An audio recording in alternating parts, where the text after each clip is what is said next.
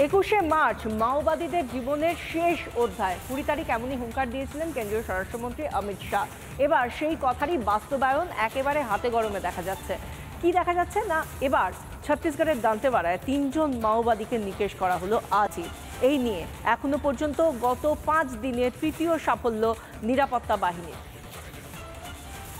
मैं सबसे पहले एक बात इस सदन में जिम्मेदारी के साथ बताना चाहता हूं, 21 मार्च 2026 को इस देश से नक्सलवाद समाप्त।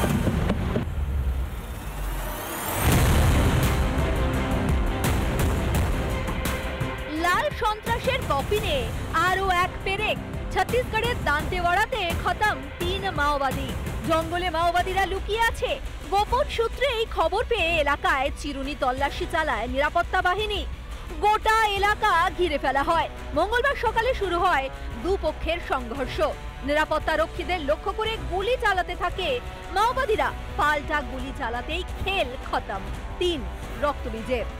আমার মনে হয় কেন্দ্রীয় সরকারের একটা সঠিক সময় এসেছে নিষ্ঠুর নির্মমতম ভাবে এই সমস্যার সমাধান করতে হবে। আরবান নকশাল যাদের তাদের সঙ্গেও কিন্তু আমাদের সঠিক ভাবে সেই সঠিক সেম দৃঢ়তার সঙ্গে ডিল করতে হবে। মাওবাদীদের সন্ত্রাস শুধু জঙ্গলে নয়, যাদবপুর বিশ্ববিদ্যালয়েও দাপিয়ে বেড়াচ্ছে শহুরে মাওবাদীরা। কিছুদিন আগেই যাদবপুর বিশ্ববিদ্যালয়ে খবর সংগ্রহ গিয়ে কিভাবে শহুরে মাওবাদীদের হামলার শিকার হয়েছিলেন রিপাবলিকের সাংবাদিকেরা মনে পড়ে।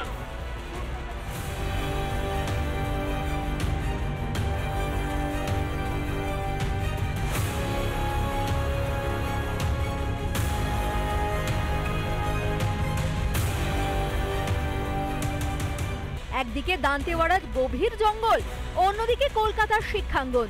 2 মেরুতেই এক লাল ছায়া। তবে উত্তরও স্পষ্ট।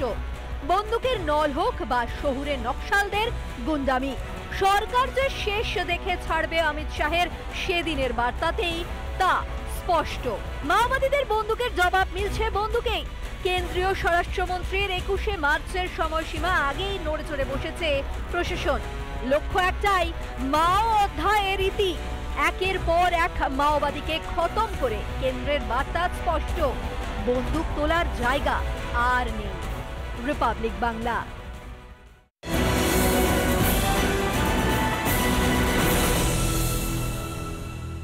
নানা ধরনের কন্টেন্ট দেখার জন্য লাইক করুন, শেয়ার করুন আমাদের ফেসবুক পেজ, সাবস্ক্রাইব করুন আমাদের ইউটিউব চ্যানেল।